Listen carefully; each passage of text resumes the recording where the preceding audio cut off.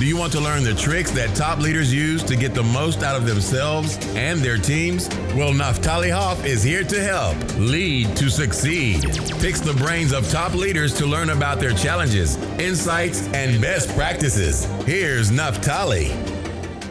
Hello, Lead to Succeed Nation. It's Naftali Hoff, and welcome to Lead to Succeed, episode 153. Today, I have the pleasure of speaking with Dennis Franczak.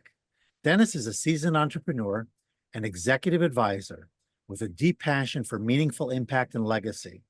With over 2 decades of experience, Dennis has navigated the complex landscapes of advertising and business strategy, establishing himself as a thought leader in both fields. As the founder and former CEO of a highly successful advertising agency, he possesses extensive knowledge of the latest trends in advertising and brand strategy. Today, Dennis dedicates his expertise to CEO and executive advisory, helping leaders scale their businesses, optimize sales processes, and determine the right times to buy or sell their enterprises. Dennis's journey is marked by personal transformation. After experiencing burnout post-COVID and realizing the detrimental effects of maintaining a facade of the perfect CEO, he took a 6-month sabbatical to reconnect with his core values through therapy and self-reflection. This period of profound personal growth has equipped Dennis with unique insights into the challenges executives face, from loneliness and isolation to the struggle for authenticity in leadership. Dennis, so glad to have you on the show today. Oh, it's so great to be here. Thank you so much for having me. My pleasure. I almost don't know where to begin with so much that I just read. Why don't you sort of translate for us or give us the personal interpretation of either your bio or just your story, right? Who you are, how you got here, what you do. Take us into your world a little bit. Yeah, I think that so I was born in a small town called Holland, New York. It's about 25 miles south of Buffalo. And, you know, it's a very blue collar area, a bit economically depressed. And I always had to grow up trying to, you know, earn everything that I could keep, right? So I was not, you know, a silver spoon child. I was basically, my father had a great work ethic and I kind of picked up on that. And basically that kind of led me into you know, entrepreneurship, right? So getting into a place where I could start to really build companies. So I did 6 years in the Air Force, which was transformational because I got to lead a lot of people, especially ones that were older with a lot more experience. And then from there, I was able to use that experience along with my kind of entrepreneurial spirit to grow a company, right? And I did that, sold it. And then I went to work for some other people scaling a much bigger company. And then I finally wanted to do it again. And what happens with that lifestyle a lot of times is you start to build up a lot of like little things that eventually will cause you to crash and burn if you don't pay attention. And what happened to me over a 20-year period is, if you imagine my life as a fuse box, I started having all these little fuses start to go off. And I ignored all the signs of that until it finally got to a point where my whole circuit breaker system just kind of exploded. And I had to basically Control Alt Delete to reset myself, to put it in simple terms. Interesting. Is that the piece that I read in the bio about around COVID time? Is that what you're describing? Yeah, it was coming out of COVID, but it had been building up for years, right? Because like every entrepreneur, you try to scale your business, you try to grow it, you try to be in a place where you can have your company perform. All these people that are working for you are depending on you. Your family's depending on you. My wife, you know, was raising the children, and I was self-employed, so to speak, even though I was running a company with, you know, over 30 people. It was one of those things where I took it very seriously to make sure that I had food on everyone's plate, you know, and it came at a cost to myself and my well-being, right? And I had a hard time eventually seeing what was really happening around me, because I had closed myself off so much over the years of trying to live up to these expectations and be somebody that I really wasn't. And it started to show through in ways that were negative to my business and to my family. And I had to get to a point where I just said enough is enough. And I had to go on a sabbatical to reset myself, because there was a lot in my life that had kind of gone off track. And I wanted to just, you know, get right so that I could be the best leader I possibly can be, and leave a legacy of trying to do the right thing and helping other people. And I wasn't helping other people if I wasn't able to be at my best, and I certainly was not. Yeah, that's an interesting point, a very powerful share, and I thank you for that.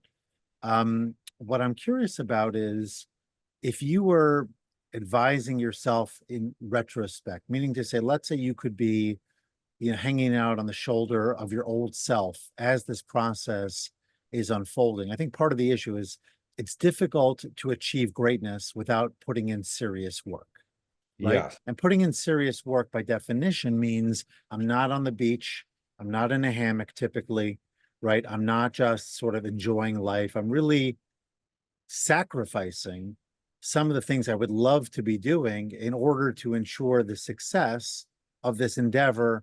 You talked about wanting to make sure that everybody was fed, everybody is taken care of. So there's a certain level of stress, of course, and responsibility that comes with it as well. So I'm sure you're not going to tell me to avoid it completely, because obviously if you do that, then you really have nothing. The question is, if you were advising yourself again, or going back in history, at what point would you have said to yourself, this is no longer healthy? This is no longer within the realm of what's necessary for a business to be successful? And how would you have sort of self-guided your old self to a better place? Maybe some actions you would have taken, some changes in habits, changes in style, changes in other things that would have allowed you to maintain the healthier approach, for which point, or at which point the reset wouldn't have even been necessary. Such a good question. And this is actually why I founded Bright Matter Advisors, because it's like I'm trying to advise other high performing business executives, people that run big companies, small companies, people that have been promoted into C-level jobs, how not to have what happened to me happen to them. And if I were to advise myself, and I'm giving away some of my homework, right, to there, I'm giving some answers to people who are listening, is I think I was never fully in touch with why I was doing this in the first place, right? And this is one of the things that we fall into traps, is because we're such high performers, we're just doing, and the next thing you know, we're leading things, or we're involved in things, or we're running companies, and we're not really sure what like, we don't even think about purpose. We don't think about why we're doing it. We're just doing it. And in my case, I was doing it because I had basically, and this is where you have to understand who you are as a person.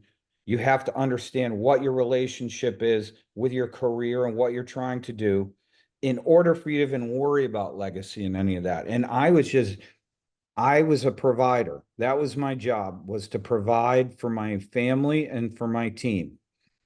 And that was something I learned from my father, right? For better or for worse. And there's a whole lot of things that went into that. But I basically took on the provider role to the extreme. So my, core beliefs at the time were, you can't fail, right? You can't fail. All these people are depending on you, and you build up all these weighty expectations, which leads you to be doing things that aren't in the long run good for you or good for the people that you're leading. And that's working too many hours. It's taking client calls at all hours. It's emailing staff at all hours. Like, things that you shouldn't be doing as a leader, I was doing because it was all fear-based, that I didn't want to let them down. but it was very self-destructive, very self-destructive. And it just led to me, just instead of me dealing with that, which is the advice I would give myself, is like, when you start to feel yourself become kind of detached from yourself, and it's almost like you're watching yourself in a movie, it's time to say, there's something wrong here. And that's exactly what I was doing. I was playing a character. I wasn't being myself. Like, I wanted to be with my family more. I wanted to do these things, but I just didn't know how. I'm like, how can I, like, because everything I did was through the lens of trying to provide, right? If I take my foot off the gas and trying to find new clients or go the extra mile, my business will fail, and then I'm failing as a provider. And so one of the things I try to do with leaders is to reset, right? They need to know who they are and what their drivers are. And then once we work on those and find out and we understand their fears and what they're going through and what they've experienced, we then try to reframe that with how they interact with their career. And that is the next step. So we work in those phases. And so my advice is, if you're feeling detached, if you're feeling where you're disconnected and you're not feeling like you're doing things for the right reason, and you feel like you're going through the motions and you're repetitive, you're skipping meetings you used to attend, you don't care as much about the results of your company, you're thinking about other things to do, which was my thing, right? Oh, let's go start another company over here because I'm kind of burned out from this one. It's time to take a step back and go, I might need some help. So in that helping process, and that was a great answer. Um, just without getting into too much of the weeds with the specifics, what are some, I don't know if it's a tool, if it's a conversation, both. What does that process look like in broad strokes as far as you helping others to see what their drivers are, what their real motivators are, what gets them up in the morning? Because oftentimes I think what you said sounds really good, right? We all want to be aligned, whether it's with our passions or just make sure that we're not losing sight of the reason we started the company in the first place. But people don't necessarily know how to get that clarity or where to go for that direction. So maybe they do need a second person to bounce this off of. I'm not suggesting not. That's what I do for a living as a coach, and I know you do the same. What I'm asking though is if I could at least begin the process, perhaps with some self-reflection, what would that look like? Yeah, absolutely. It's basically taking a look at yourself and your family and friend dynamics, how you're living your life, and then mapping that to your career and going, am I at my core really happy where I'm at, right? Am I being fulfilled? Am I doing something with purpose, right? Or am I doing it for everybody else, right? And I find that the best leaders um, are serving the needs of the people that work for them, because they're fulfilling their purpose and they're happy and truly comfortable in what they're doing, and they have the balance, right? And so if you're starting to become ambivalent or you're detached from your family, in my case, my marriage started to fail. Um, there's all these little signs, like the circuit breakers I said, that are telling you something's not right, and if you don't deal with it, it's going to cause you to crash and burn. Mm. Then, so once you do that, and I'm gonna, like, so for me, when I went on my sabbatical, I finally felt safe to be vulnerable to myself. I saw this TEDx talk. I highly recommend everybody sees it. It's by Brene Brown. It's called Vulnerability. It's all over YouTube. It was a great TED talk. And she talks about the people that have the best relationships, and this includes home, work, whatever, is they're vulnerable, right? And I find a lot of my executives. So the way I work is, when I take on a client, I'll do an initial consultation. I'll do an initial 1 hour free get to know. because I encounter a lot of executives who come on and they're very blustery, right? They've done all this. I've got all the answers. I don't really need this, but somebody told me I should do it. And I start to ask them some questions, and their ability to be vulnerable for themselves and open up and say, yeah, I don't feel right, like, is, for me, makes it difficult for me to help that person, right? So my goal in the first call is to help people kind of let their guard down a little bit and talk about their fears, talk about their insecurities in a safe space. Because I've been a CEO for 20 years, I understand what their world is. I understand all their challenges, their fears, even if it's in a different industry. So that first step is all about looking at yourself and say, am I willing to put my ego aside? Because we all have egos, and say, I can't do this alone. And I need somebody to kind of help me through this process of resetting myself, because otherwise I'm not going to ever reach the personal goals I've set for myself. Okay, wow. So I'm going to shift the conversation, making it a little bit less heavy, Yeah. and talk more just in terms of your background. Not that the heavy part isn't good. I actually enjoy that, but I can imagine, there's benefits to all different areas that we could probe here. So I know your expertise is both in advertising and business strategy. Just curious, between the two, which one lights you up the most? I mean, I really like the business strategy piece, because I like fixing companies, right? Like, I've bought a lot of companies that were underperforming and I've turned them into successes. I've started up companies. I like the problem solving nature and also the collaboration, right? Um, the advertising and marketing is fun because it kind of it touches my creative juices, right? So it's one of those things where I like that business because you're always coming up with new ideas and you want work to help the client sell their products and be successful. And so there's a little thing to that. And then another thing is, and this is all part of what I try to get executives thinking about, is I used to be a DJ in college, and I gave that up when I got married and got into work with kids.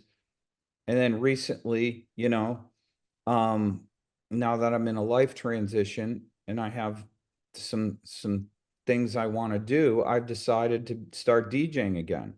And so I did. And so I'm booking some clubs and I'm doing private events here in Boston. And what also I decided to do was start a nonprofit called DJs for a Cause, which partners with other charities and foundations to help them raise money through the power of music.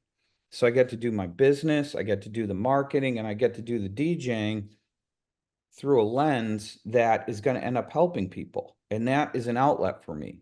So it kind of combines all that. And that's one of the things that I try to do with executives, is say, hey, what do you like to do? Right? Let's find a way to integrate that into things, that you haven't been doing, so you can be happier about getting up in the morning, Yeah. things like that. And Yeah. DJing is Well, fun. DJing is a lot of fun.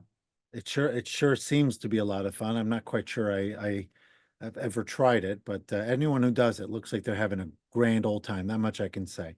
We are. Kind of interesting because this morning I knew I had a busy morning. This is the second podcast I'm recording plus coaching that I've done, but I went out to my garden because I knew that the green beans were at a point where if I didn't pick them today, they would start to overgrow, and it's kind of just this was the time to do it.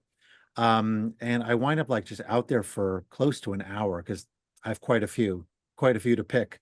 And it's just I get lost in the garden. You know what I mean? Like for me, it's totally different than DJing, of course. I'm listening to an audiobook. I'm not listening to music even while I'm doing this. But you want to sometimes just go to a place, whether it's connecting with nature, the outdoors, music, art, beyond your immediate space. Now, I've not yet figured out a way to integrate my gardening into my coaching work, but I'm sure one day I could figure out how to professionalize at least aspects of it. Either way, I think it really is important for people to try to find opportunities to sort of get out of the daily grind, minimally to have that reset, but also ways by which to integrate different aspects of what they love to do to advance themselves professionally and personally. So I thought that was awesome. What I'd Yeah. like to ask you though, did you want to elaborate before I continue? Well, no, I think that's such a great point. And then if you're in the business, like if you want to do good for the world, you find a way to integrate that hobby into a way that can have impact on others, right? Maybe you take your gardening and you work with local kids in your community to show them how you do your gardening, right? And it's like maybe you help them grow a garden somewhere, right? Things like that. And it's like when we get into our careers and we're working so hard, we think we have hobbies, but we really don't. Like you could say, "Oh, I work out every day and I do this." That's not hobbies, that's No. self-care, right? Yep. Like, like we Gardening is a hobby gardening for is a me. hobby, Yeah. I like comic books. I collect comic books, or I used to. Like that was a hobby, it's like, and I find that when you take something you really enjoy and are passionate about, and then you turn it outward in a way that you can have a positive impact on other people, that gives you purpose. And when you work with purpose and you live with purpose, you're going to be much happier. Yeah, absolutely. It's interesting because I actually just started a networking group within my community. A member of my mastermind group and I, we both live in the same community. And just bringing people together. We had our first formal meeting. We had 24 people at the meeting yesterday. And we're poised to grow further. And just there hasn't been any of that kind of entrepreneurial connection opportunity for this particular community. And we see it in other communities, and we said, why don't we bring it here? Why Right. don't we find a way to, I'm not making a lot of money on it. There's a fee involved, but it's not a Yeah. big fee. It's mostly just to be, yes, I'm sure there'll be some business development opportunity for me as the person who's coordinating and the coach in the group and all of those kinds of things. But the main driver is, how can I create a platform, an environment that doesn't take, yes, it's taken a lot of work to get it started, but I think once it's up and running and the group is in place, it's just a matter of placing the food order and setting the schedule for the meeting. It's not going to be that much, but every month now people have a place to turn to connect with others in the community. They feel that they're part of something bigger than themselves. And of course, they feel like they're putting the word out more and more about what they do and how they can help others. Right. I mean, one of the first things I learned in my journey is like the power of community, right? Meditation with people, um, wellness, things like that, where you come together as a group and you do group meditation. Um, I know people swear by the Joe Dispenza meditations. There's tons of other ones, things like that. But when you're doing things in a group, you're building a sense of camaraderie and you're connecting with other human beings. And I think that's getting lost in this increasingly digital native world that we have. It's like the art of connecting with people is being lost. And Yeah, things like this can really help bring people back together. And sure. that's I mean, something. I have the benefit of living in a community, well, because of also my religious orientation as an Orthodox Jew. So Right. prayers are mandated and it's 3 times a day and ideally with a quorum. And so you're meeting in synagogue or wherever the prayers are being held continually. It's not a networking event. It's not the same type of talking business. The intent is to talk to God and just to do so with others. But by default, you're seeing people in the community all the time Yes. through prayer, through those opportunities as well. And I think that that is very valuable. And I would agree with you. A lot of people have a lot of those institutional elements of society which used to hold us together have broken down to a large degree. So I think we have to find other ways to Right. feed that. Yeah. I want to actually ask you a question going back to the advertising and the business development. They both, in many ways, boil down to strategy. Like Yes. ultimately, if I'm advertising, right? So we want to avoid spray and pray, right? We want to have a clear, what am I trying to say? So I was doing with this networking group just yesterday, the Donald Miller one-liner, right? So it's problem, solution, result. This is the problem people have. This is the solution that I've come up with. This is the result, the happy customer on the back end. But the clearer you are on who you are and what you bring, how that will resonate with other people. And of course, as you're thinking business strategy as well. So how do you either teach? I don't know if you formally teach strategy, or do. regardless, how do you think about strategy in a way that people who are not necessarily feeling super strategic or would like to become sharper in terms of how they think strategically regarding themselves and their businesses, what advice would you give? Absolutely. So one of the things that people fall into a trap of is that they sometimes or many times confuse strategy with tactics, right? So if I'm doing this list of things, that's a strategy. But what all it is a list of things that you're doing that you hope are eventually going to get you to the end of the game, right? And I do a lot of sports metaphors. So it's like you have this huge playbook, but you don't have an offensive coordinator and you're out there playing sandlot football and just trying to get to the end zone, but there's no plan of how you're actually going to get down there and do it based on what's going on around you. And so what I try to do is I take teams, executives, like I'll go into companies and work with their teams if the executive says I have a team that needs help. And I basically take them to the top of the airplane. I have them look down, right? So they can get a whole sense of the playing field. And what I then try to do is I bring them in closer and closer to the field so they start to see how what they see at the top maps into what they're seeing down below, but it's all layered on top of each other. And the core strategy building that I start with is based on authenticity, right? So I look at that company, if it's founder based, founder led, or it's been around a while, I go down to its raw core of why this company exists and why do people work for this company. What I take it all back to the purpose. And a great case study of that is everybody's read Simon Sinek, Start with the Why, right? He talked about what Apple's basically purpose was. And it was all based on Steve Jobs' personal values of he wanted to have greatness in products. And that layered into everything that Apple did, from the way they architected their product, from the way they designed it, from the way they uh, sold it to their retail. It was all built on this platform of greatness for them. And that was his purpose, is he wanted to be the unrivaled developer of products that made people's lives easier.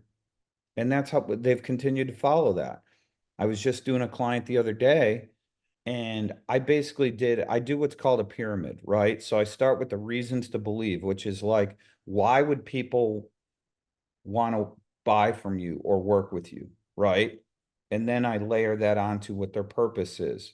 And that goes to what the core benefit is of somebody doing business with you or even interacting with you. And then that leads to your mission, and then it leads to your values, and then it leads to your basically your long-term vision. And I go through that exercise with my clients. And once I do that pyramid and they can visualize it, that's where all the strategy then comes in, because they can encapsulate in a 3x5 card what they're all about, which then dictates the whole strategic plan, which then dictates the tactics.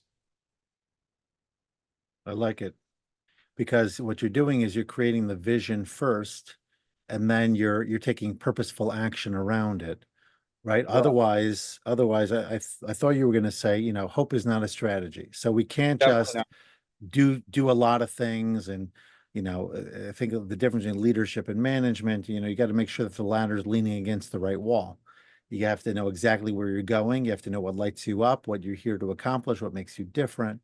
These are important questions. And I think sometimes leaders, maybe even the old you, were so busy. I can speak for myself too at times, being guilty of this, being so busy in the doing, being so busy in the now, and not allowing ourselves the time to take a step back and ask ourselves those questions.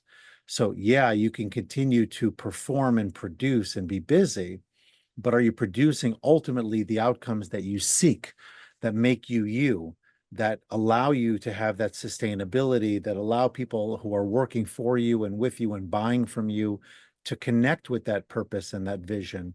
And that's ultimately why they'll buy from you, perhaps, as opposed to buying from somebody else, because they can relate to you, or they feel you can relate to them in a That's way that's deeper, that the average company doesn't take the time to, it's interesting. So in this networking group, a guy who's an accountant, it's actually my accountant, great person, was also my mastermind group at times. And when he wrote out his one-liner, it felt very generic, and he didn't really drill down to the problem solution the way like, what is the issue that most people, when they're struggling with their taxes, obviously they need to get their books right and all of that, but what are they afraid of? What's their problem? Whether it's trouble with the IRS or Mhm. losing money or whatever it is, and you have the ability to say, I'm different than the average accountant because I'm aware of your problem.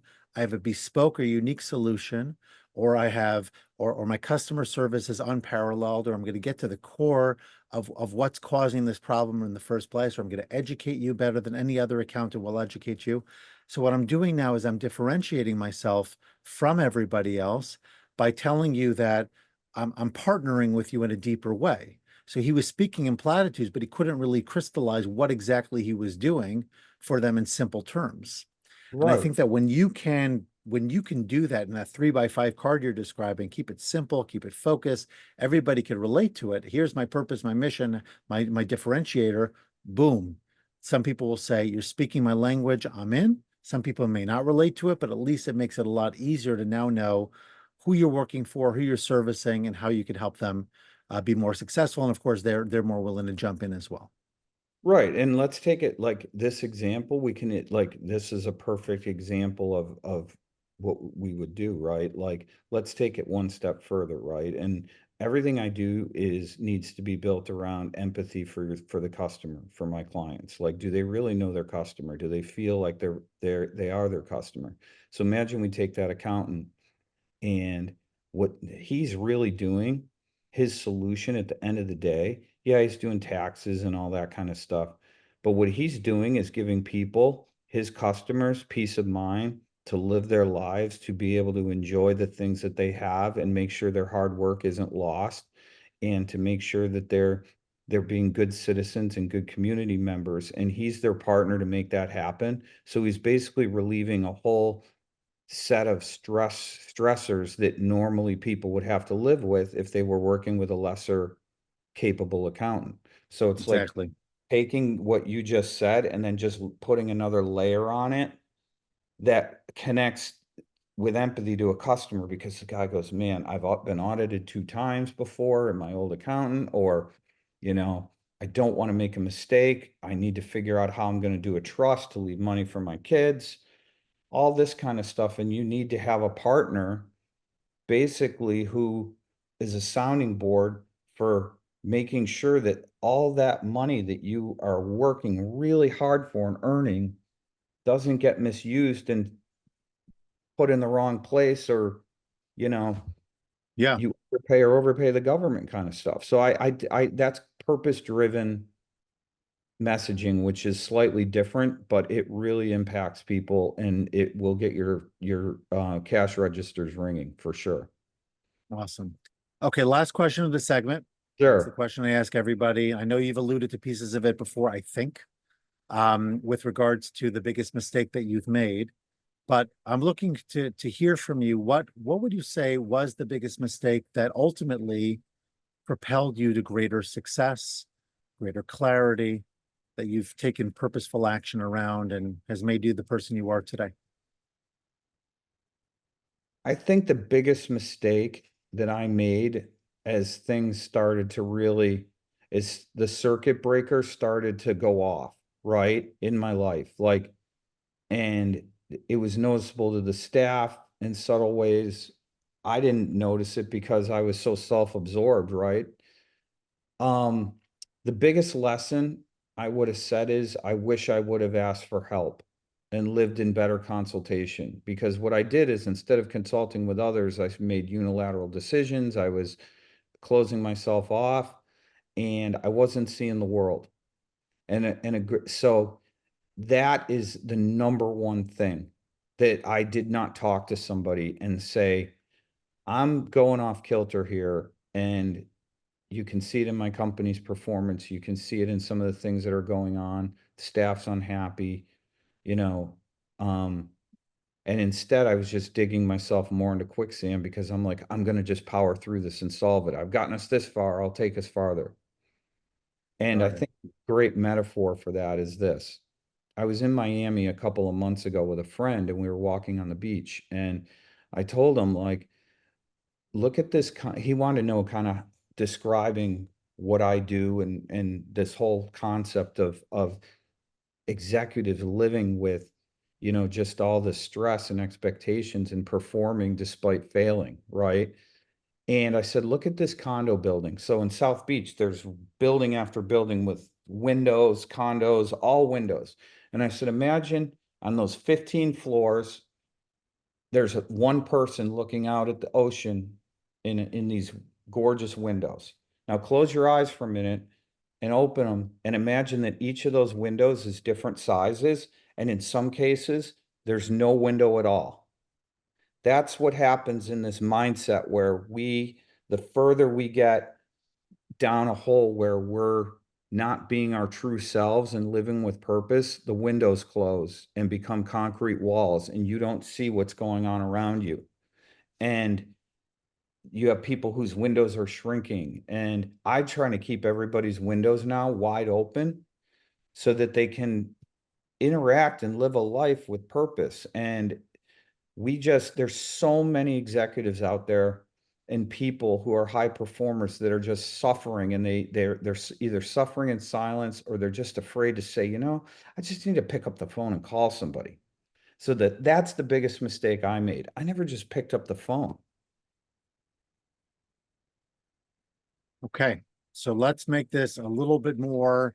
I'm going back and forth between heavy and light here. Now we're getting Yeah. into rapid fire. I'm a Where the funny answers- guy, so I can I'm say sure some you fun- are. But by the, you could just start playing your music in a second if things get too heavy around here. I would say like Absolutely. this. Now, I'm a New Yorker, so I'm always intrigued by this. Your favorite part of living, or the best thing? Let's put it this way: a little known secret about living in Boston. Okay. Here's the thing about Boston, right? Everybody thinks it's like this Irish community where, it's shamrocks in places all the time. Like Boston's actually like a thriving, diverse, international community, especially with all the universities here, world-class universities where kids come from all over the world. And it's it's not as expansive as New York, but it's definitely a global city. And I think Boston suffers from that Irish stereotype a little bit. Hmm, I hear. Okay. Well, at least you got your baseball situation in order in recent years. Yes. Yes. No. Okay.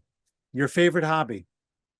So I think my favorite hobby right now is DJing. I'm just really into that right now. And just being an old school DJ, um, I interact with a lot of DJs who weren't even born when I was playing and learning all the new equipment and Hmm, working with them on stuff. It's really great. And I learn a lot from them and they learn a lot from me. awesome. The best investment you ever made other than a stock or real estate? Myself. Hmm, love it. Book you most often gift or recommend? It's Start with a Y by Simon Sinek. Good book. I actually have it right over here. Would you look at that? I'll go put it up in the screen in a That's my second. book. There you go. Yeah, Start with Y. Yeah. that's Start with Y. Okay. Next one. Something we should do every day to improve our mental health. Meditation. A productivity tip that helps you to get more done. AI. It's true. AI is good. AI. All right. So tell us, Dennis, how can people connect with you, learn more about your work? You've shared so much. Yeah, I think brightmatteradvisors.com is a great place to start. And on Instagram, I'm available at Dennis at Bright Matter, or you can find me on LinkedIn, Dennis Franczak. Okay. And we'll have those in the show notes as well. You've shared a lot, Dennis. I've enjoyed the conversation immensely.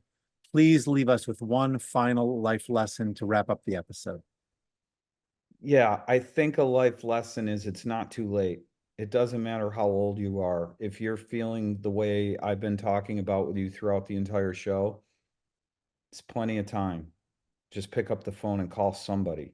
You know, the old Chinese proverb, the best time to plant a tree was 20 years ago.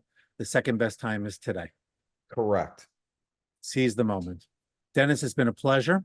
Thank you so much for coming on Lead to Succeed. I'm sure everybody's going to get a tremendous amount out of our conversation. Keep doing the good work. Keep bringing the light to those who need it.